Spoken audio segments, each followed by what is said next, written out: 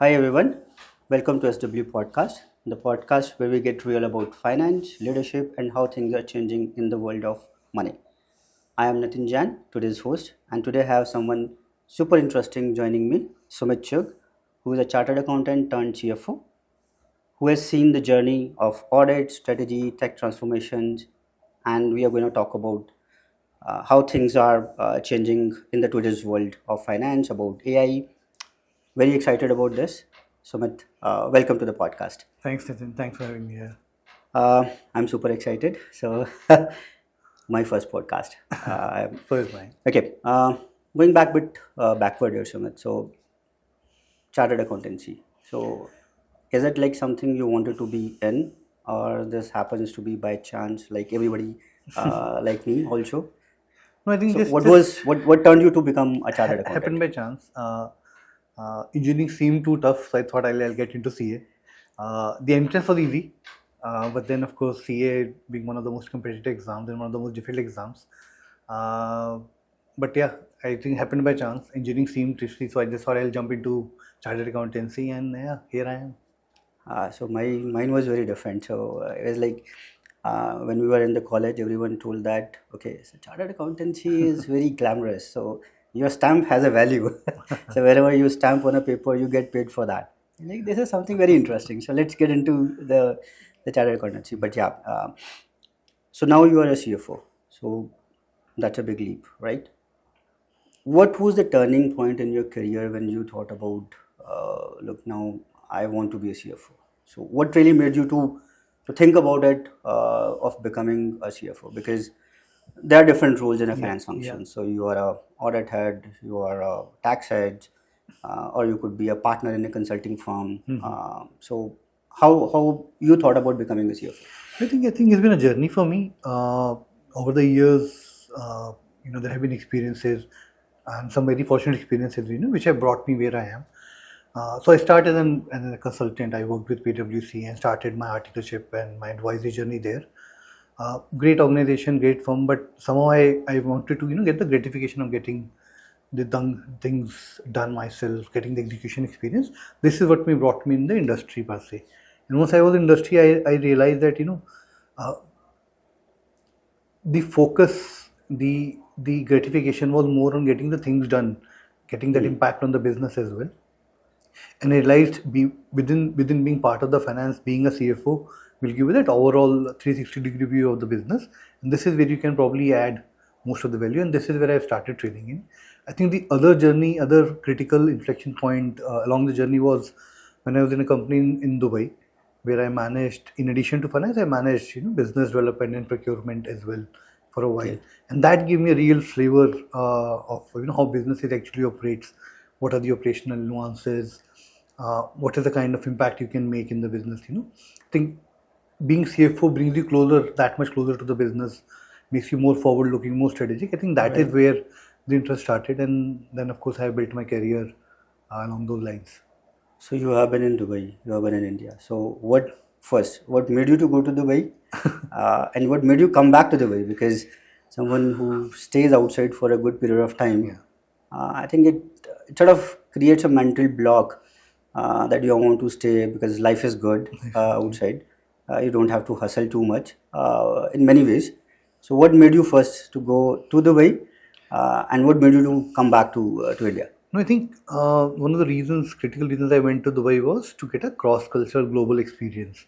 And I think Dubai being at the center of the Western finance, Hmm. that is the kind of exposure you get. So I think from that perspective, it's been a great journey for me. And Dubai, of course, you have an excellent standard of living. There's a lot of safety, security. It's Right. nearer to your home from Yes. that perspective. So it seemed like an ideal destination, and had a good time staying there. But then you eventually come back where the family is. So my parents, my families, my extended family, everybody were here.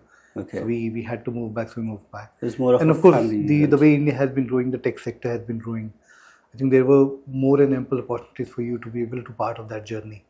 Right, right. I Yeah, know, of course, we are talking about the fourth largest economy now. yeah, So I think you have to be where the business is, where the action is. yeah. Get that. Okay. Now you are a CFO, right? So what's a typical day in a life of a CFO? It's like only meetings, and having a cup of coffee. That's what people fancy about it, or it's something beyond those meetings, beyond those um, the charming words of getting titles as a CFO. So what it really your typical day is like? So what I've learned, and in fact, I've been fortunate enough to be, guided by some of my seniors during my leadership. Not only CFO, but any leadership role is more about relationship.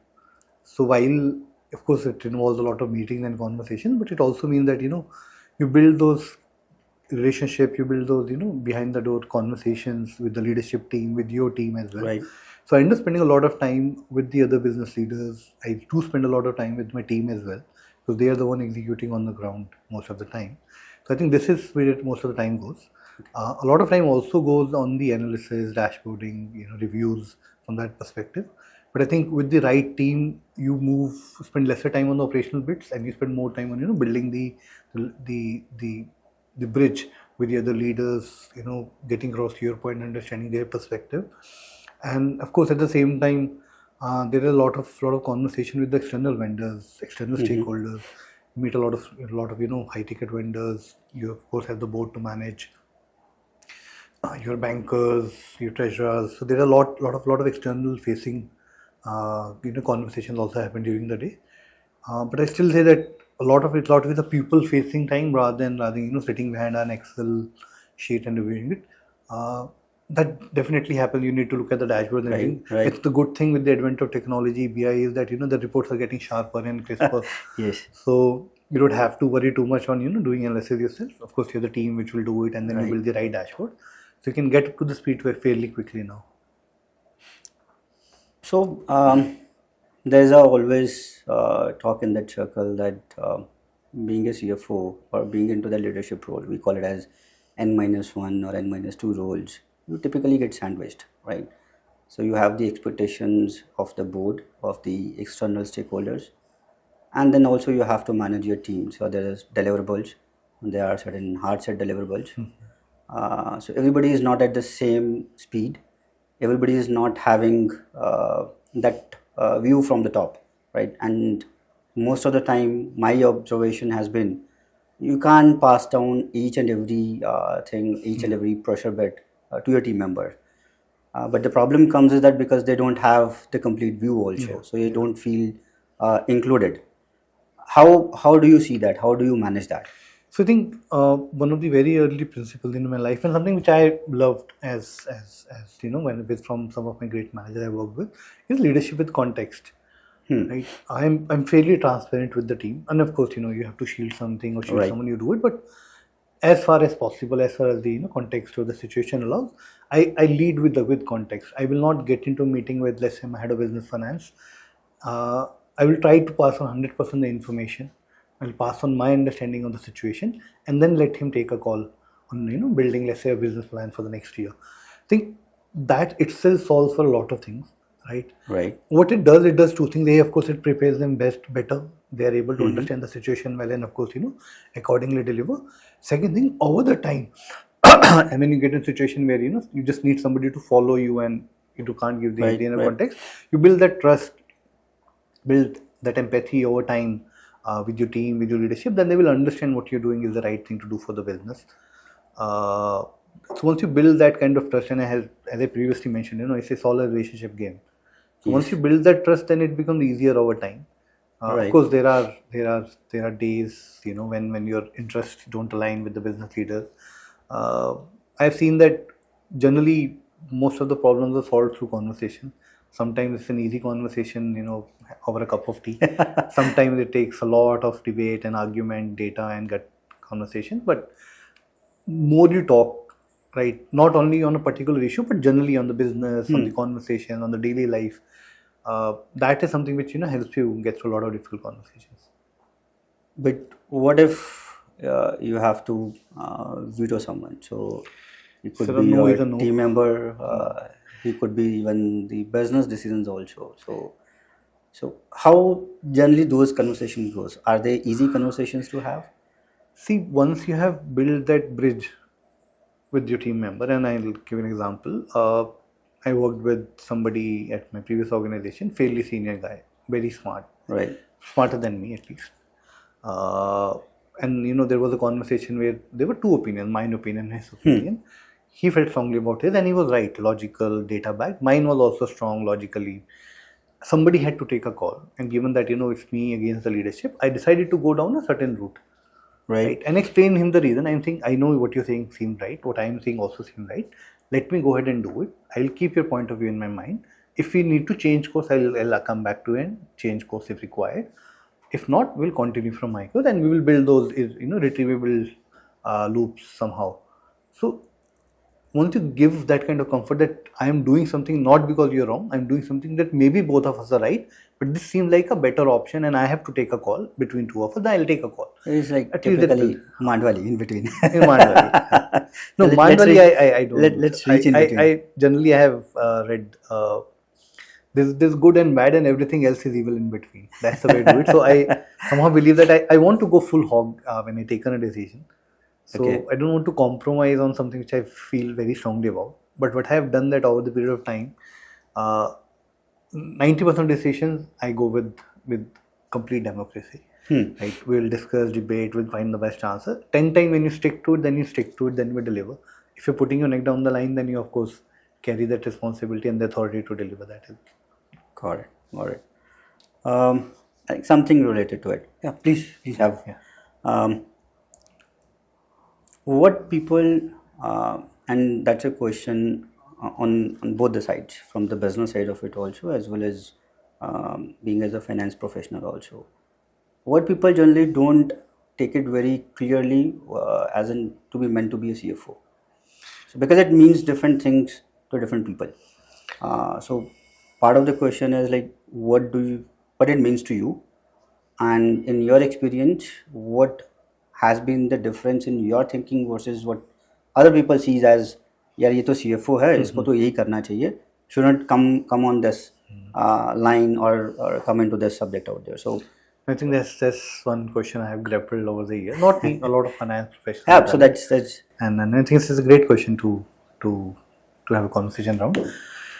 See, again, the way I look at it, when I get into the office, I'm not a CFO. I get into the office when assuming that I am one of the employees, part of the leadership team who can help the organization to grow in a different role. Of course, there's a functional role as a CFO, which anyways I'll continue to do. But for me, it is very simple. It is whatever it takes. There's a functional role and there's an organizational, broader leadership role from that perspective. So I don't limit myself there. So if there's a business idea, for example, I will go and present it to my CEO, discuss with business leaders. If my business leader comes up with something on the business side, I will probably want to have a conversation around, why are we doing it? What sense it makes, not only from the financial side, but from the business sense or from the long-term strategy or organizational goals perspective. My worldview revolves around that way, that whatever I do, I would want to get as much understanding around that bit, especially on the critical bits. But I think for a lot of organizations, CFO roles are built differently, and a lot of CFOs are built differently. To be very honest, there are people who will thrive in very strong accounting, reporting, yes, role. There are people who will thrive brilliantly in corporate development, new initiative role. So I think a lot of time organizations start with the concept of a CFO, which is a very functional finance role, wherein the expectation is that they will manage, for example, the record keeping, they manage the payouts, taxation, they'll keep the lights running from the behind, and of course, then with the advent, you have the budgeting cycle and the business cycle as well. Then it is incumbent upon you to be able to cross that barrier, wherein you support them as a business partner first, and then you get a say in a lot of business conversations which happen. So my sense is that everybody starts with some view of the CFO, which is okay. But how do you want to develop that role depends a lot on the way you deliver or add value to the organization. If you continue to behave like a very traditional CFO, somebody who just manage accounts, work on reporting, taxation, compliances, it is okay. Organizations needs at least on the functional side are met. Yes. But if you're able to add more value, I have generally seen that acceptance has significantly grown in an organization where CFO can play a role beyond the traditional finance role. I think it's also because I've been part of a lot of startups, and in the startups, I was going to talk about that also. that line get blurred. While of course the lines are getting blurred even in traditional in the large scale organizations as well, but in startups to begin with, there's not a lot of lines. being drawn across functions. So that really helps you to get across, get move beyond your traditional finance role from that perspective. Got it.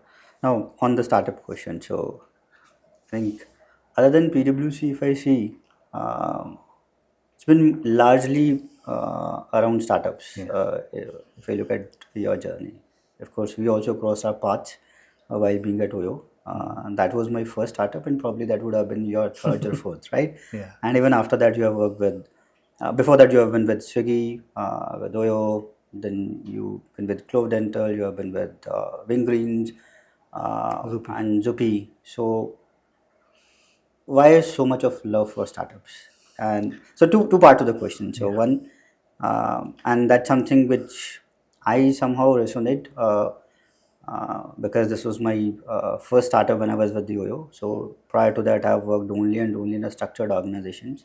So you have what you call a certain projection of what a life in a startup is going to be. Everybody told me that it's going to be very tough. You are not going to last. But I think I did pretty well out You there, did, of course, right? and I was there So to see that yeah, journey. so the only startup, and that was my longest tenure in any organization in a company. But in your view, what's the difference between a structured org versus a startup?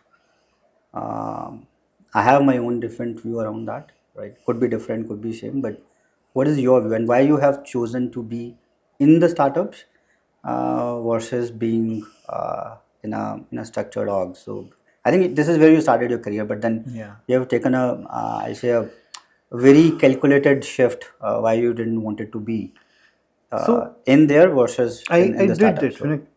So To be honest, I was with part of GSK for a while. Post PwC phase, I was with GSK. Great organization, brilliant culture, brilliant people to work with. I yep, followed some of them. I did that please. for a year, but somehow something didn't click with me there. I was Okay, doing well. I was managing reporting for the listed entity. I was doing pretty well, but somehow the pace of learning was, I was not comfortable with it, and it was not organization's fault. I think they did their best in terms of rotating the talent, giving them the learning opportunities, everything. But I somehow felt that I can do a lot more, learn a lot more in an organization which is growing 15%, which has everything structured, that learning somehow slows down a bit. Either okay, you are willing to play a very long game, and then you can probably get through different functions, become a CFO. But I thought that I am ready to take on more. I want to do a lot more. I think this is where that urgency to learn started, and this is what attracted me to the startups.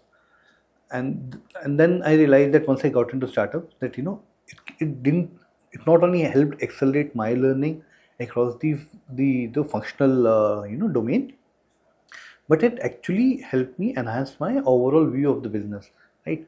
I was very close to the founder, for right. example. I was very close to the business leaders. Yep, I fully That agree. gives you a different perspective, and this is a fact which I've been trying to drill into my teams for long, that closer you get to the business, better finance professional you will become. There's absolutely no question about it. If you understand the business pretty well, you will do your job way better than a normal finance professional. Getting into the startup gave me that opportunity, right? And Right. multiple times, right? And Yep. it helped me sharpen the way I looked at the things. There's a view that within the finance, and I think rightly wrongly, but we don't operate in areas of gray. We believe it's either white or black. We are very supposed to be compliance oriented and Right. everything. But So when I we are got into supposed to be startup, yeah, the yeah, barriers. We are supposed to be the gate yeah. holders. So when these things are the backbone of a larger organization, these Right. things also prevent at times some of the companies to grow faster than they can. Yes. And this is where the startup journey really help you do it. That where you use your traditional functional knowledge, match it with the business requirement, and use your common sense to build structures, build teams, build processes for the startups to enable or at least accelerate the kind of growth they want. I think this is where the startups will fascinate me. And the other thing was, working with the founders direct. Uh, while there are a lot of professional CEOs and they have their own drives and everything, but founder is something who has put his life and Yes. blood Yes. on a startup. You Absolutely. cannot match that energy with anybody else. You cannot even expect. Yes. Uh, and have somebody who is so passionate, so driven to build the business, and that energy rubs off on you. That actually takes you to a different orbit altogether. The way then you approach things, the sense of ownership you develop, uh, that for me has been great as well. So I'm sure the people in the large organization still have their right Yes, way of yes. doing it. But my sense is that if I again have to rebuild my career, it again will be a very good Yes, mix of startups. large scale and startup, because that is something which I have I thrived at. totally agree. Yeah, I think my take has been, and my understanding. So it's not something I talk about the whole world there. But being a finance professional and someone who has been into tax, you typically become a risk averse. You always create barriers. You always create boundaries. yeah, The way you operate, not just professionally but personally also. yeah, But I think Oyo was the place which really, yeah, and places like Oyo, so it's typically about startups. They really give you wings. Uh, they give you that mindset. Okay, you can also think about business. yes, I think that was a shift made me to move from where I was to get into, in a way, my own entrepreneurship journey there. I think that's the way I see. But then, of course, you have to sacrifice a lot yeah, being in there. yeah. So You have and to then ask us spouses. yeah, Yeah, and then those questions starts coming up about the stress, about the long hours of work. But I think that's an individual choice. that's the That's individual. what I Yeah, feel. and of Nobody course, pushes this. you Yeah. to be there. It's your choice, and if you don't like it, the world is open. No, and to your point, and that's the edge you carry in your consulting, for example, the Yes. kind of business empathy and the understanding you developed over the years. I think that's a brilliant trait No, it for was a it any was a big consultant. shift Yeah, for me also. So yeah, that way. So and I perfect. totally agree. On the startup, so I think I have a couple of questions around that. So people, and with all those talks about what our minister or government has said about what we should be talking about or what should be doing in building up the Yeah. startups here in India versus only making life easy or the convenience sort of stuff there. Um, do you really see India, though we have got a lot of, I think the kind of startups we are in the top five as a startup capital. Bangalore has been named as one of Yeah. the startup capitals in the world there. But do you think we are really reaching there where we should have been in terms of innovation, or we still have a lot more to do a catch up? Um, See, we need to understand what are we trying to solve for first. So when we tried, I think a lot of startups in the consumer goods space, they were trying to solve for a gap which existing, which a lot of traditional companies were not solving. Swiggy is the matter of the world, which is a right. matter of convenience. I think while a lot has been said about is it a really innovation, but I've been part of Yes. Swiggy, for example, for a long time, and I've seen the kind of innovation which it goes behind the doors for them well as well. So whether that innovation is used to solve a convenience problem or a deep tech problem is a matter of time. But I Hmm. think what Swiggy has done, or for that matter, a lot of other startups in that domain has done, they have showcased that good businesses can be built over time if they have Right. the right capital, right backing. And what this has done, this has actually opened doors for further innovation, and not only in one way. Because so what it has done, it has created a lot of wealth for its employees. Yes. Those employees, and I know some of them are doing brilliant work in deep tech, innovative work, not only in the consumer good but beyond Hmm. from that perspective. B, now there's an acceptance of startup, the acceptance of VC capital, the acceptance of putting money and taking big bets in the market, Right. right? Because some of these bets have played really well for the They have made larger a tons VC of firms. they have made a tons of money. So that means that these people, this opens up the door that India as an economy can deliver superior return on VC capital. The path to that has been, let's say, mainly through consumer goods, industrial goods.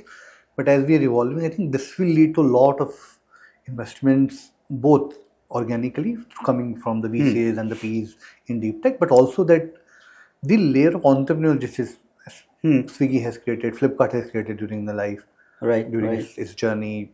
It will actually help you create multiple entrepreneurs. And in fact, I know a lot of people of Swiggy. We were part of, I was fortunate to work with them. And the kind of problem they are solving, not only in consumer goods, they are healthcare startups, they are deep tech startups. Somebody is building a brilliant product in financial markets. Right. So I think that is where the journey starts. It's an evolution for us. For us to be able to compare with somebody like USA probably will not be fair. We carry different problems. We have a different economy. Our demographics are different. Yep. Our per capita is nowhere closer to where they are. To be able to assume that we will be closer to them in terms of innovation, not there. But I think it's a matter of time and focus. If you take an example of our space program, Yes. of course we are not NASA, Yes. but what we have been able to deliver, the ROI on our investments and the kind of What NASA has been advances doing. we have No, made no, and what we they have. have made, it's way superior as compared to anybody else Right. and globally. So I think with time and with the government focus, I think government will also realize in some of the areas where they need to support startups better than others. And this is, I think, we can build from that No, perspective. you're as right. well. So I think there's a deep change in the government mindset, and we have been seeing that. Yeah. And in a way, we have been talking about Zomato, Swiggy. To me, it's like Zomato has been the needle mover Yeah. when it comes to so many things. When it comes to listing, when it comes to looking at different businesses, consolidating, starting new things in there. I think they have done many things good. Yeah. But yeah, there's always a question. So are we really solving the problem, or we are creating something out of vacuum? See, my sense is that one of the things which at least Swiggy and Zomato have done, they have solved for a lot of job related problems as well. Of course, they have to maintain a balance between what they're creating and whether it's a long term fix or not. With time, some of these jobs will go away with, for example, drones and technology coming in. I am still focused that we have a set of very smart people. We have a set of VCs, global VCs and global PE firms who are willing to bet money on Indian entrepreneurs, whether it's in consumer goods, deep tech, healthcare, fintech, wherever. Problem will get solved as and when the focus shifts. I think Right. deep tech is something which is now started people talking Right, about it. right. For us to be able to catch up with some of the developed economies is not developed economies probably not fair. I think But it's I a think journey. we will catch up. It's a journey, but It's I a think journey. So we have are solved reaching the there. problem which was immediate for us. Which has solved the problem which probably would put India on a global Got global radar, and that's the way it is. Okay, right. So now moving to a bit of, I'll not say fun stuff, but interesting part of on the AI side, right? Everybody is talking about AI, even in finance. So we have been seeing the job losses, what US has been talking about, resulting from the AI side of it. So do you see it's gonna have a real impact in the finance? That's one. And the second part of the question is that if so, how do you see this? You see this as a helping hand, or we are gonna see a fundamental shift in the way the finance is gonna being run, wherein the groundwork is gonna be all laid out to the AI, and then you're gonna have only thinkers on people looking at the strategy part of it only, whereas your basic bookkeeping, the compliance, which is a very very basic part of it, is all going towards the AI. So I think this is one question which, if CFOs are not answering themselves right now, probably the time will Yeah, yeah. will come wherein they will have to. I think as a CFO, I think the first thought is how it can enable the business, not only the finance bit. I think AI has been a great enabler for the business per se, right? In terms of execution, in terms of improving the efficiency across. And at times, it's not an either or question, right? Either you'll have manual workforce or AI. I think it's been a combination of both, where your efficiencies has been supercharged using AI on the call center side, for Right. example, the way you talk to your customers, the way you take your business decisions, for example, the amount of data you can now process and get meaningful information at every nanosecond. So I think from that perspective, a lot of CFOs have been focusing on that as well. AI in finance, at least for now, I have seen that a lot of people use it as like an assistant. Smarter people are using it as the Jarvis, as in the Iron Man. So I think, and that's something which I have been doing as well, right? Of course, there are checks and balances you need to make, and the data privacy and everything. But I think a lot of smart people, for example, FP&A people, are just uploading their variance analysis and get to a commentary which probably they will take 6 hours to write, and they can get it in an hour or so. Uh, Presentations which probably used to take a couple of days can be done in 4 hours. Right. Right. So there's a lot of enablement which has happened.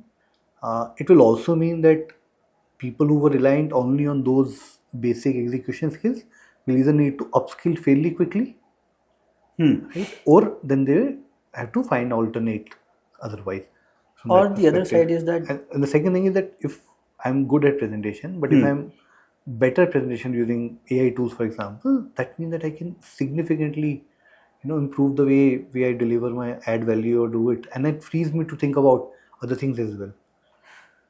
uh, sort of not very related side of it, but uh, if you look at are we making people smarter with the use of AI, or are we making people dumb? And I'll just take one analogy around that. So that's a lot of conversation I also have in my circles, in my family side of it also. Very simple example, but nowadays if you ask your kids to answer on any multiplications or any tables, they don't do it, right? So they need, earlier they used to need a calculator, now they need mobile, right? Whereas looking at our generations, we can just at the back of our mind, we can just tell, Yeah, okay, yeah, what's going to be 13 by 7, which is very hard for the today's generation. So the one part is that kids don't even understand the basics, right? The other side is that when you have the technology to answer it, then why do you need to do this? So is it like and replicating it towards AI? Are we making people dumber, or we are making people smarter? See, in fact, there's a very recent study, multiple studies, and last year's Yep. study I'm talking about, which actually saying that people are moving away from the habit of brainstorming, and specifically college students. The kind of essays they are now writing using Hmm. GPT, they don't even understand half of it what is written. So, Right. to your point, a blind use of any technology is harmful, and this is true for everything. Mobiles, for example, when mobiles came in, they were a boon, right? You can get in touch with anyone, then the internet, then you can have everything you want at the click of a button. But it's also become a kind of a physical and a mental burden on the younger generation as well. Same thing is on AI, right? Everything can help and everything can destroy. That's the way technology works. For AI as well, it's a great enabler. For example, if Hmm. somebody has to write a 10-page essay, it is brilliant. But if somebody just wants to go and put a prompt and write me a 10-page essay, you're not learning anything. But if you're able to, brainstorm, come up with a 2-page worth of point, and then use AI to sharpen some of those points to research or something, that is something which will set you apart, because that frees you time to learn even more. It's about how to use It's it. how to use it. So how to use it. Yeah, the problem is, I think, again, for every set of generation, for our parents, the challenges were that we remain in school and we study hard and then we progress. For our set of parents, the challenge is that while we have to enable these tools, these kits, But I think shift technology for is, this, you're right, Sumit, but the shift the is shift is very dramatic. fast. Shift is Shift dramatic. is very, very dramatic. So I think it used to be there's a generation gap every 10 years. That's what we used to say, but I don't see that way now. It's every 2 years there's a Yes. generation gap. So or maybe And actually, that's it's not easy on the kids as well, right? See, at the end of the day, a 10-year-old is a 10-year-old. With right. AI, without AI, the mental age of that kid doesn't change. The emotional maturity of that kid doesn't change. So we need to be cognizant that while we can enable these things, there's also an emotional age, emotional factors we need to consider. While the generation changes, the speed, the information access changes very quickly. The emotional Yeah. change doesn't change that quickly. So I You're, think that balance has to be maintained. you're very right. You're very right, Sumit. So Yeah. uh, I think we have talked a lot. So one last question. Yeah. So what's your what's your goal? What's your end goal end So role you're the looking dream at role it? So is he's not every there CFO anymore. has that, right? Mine was I followed Pablo Escobar's journeys quickly, and at times was In what moving sense? in what Drugs sense? or money? No, in the money. That's it's just a means. Sorry, I don't condone it, but no, but the kind of money he was moving at its peak, $1 billion of cash getting moved across, Innovative. innovative. Is I would innovative. love to be part of that finance team somehow. No, on a serious note, again, I think Using using choppers to transport the contraband, right? I think that was kind of an innovation unparalleled at that time. But on a serious note, I think I've been fortunate enough to be part of those startups. For me, the dream role is to continue doing something, continue to build the way things are being built. Be part of high growth, hyperscale startups.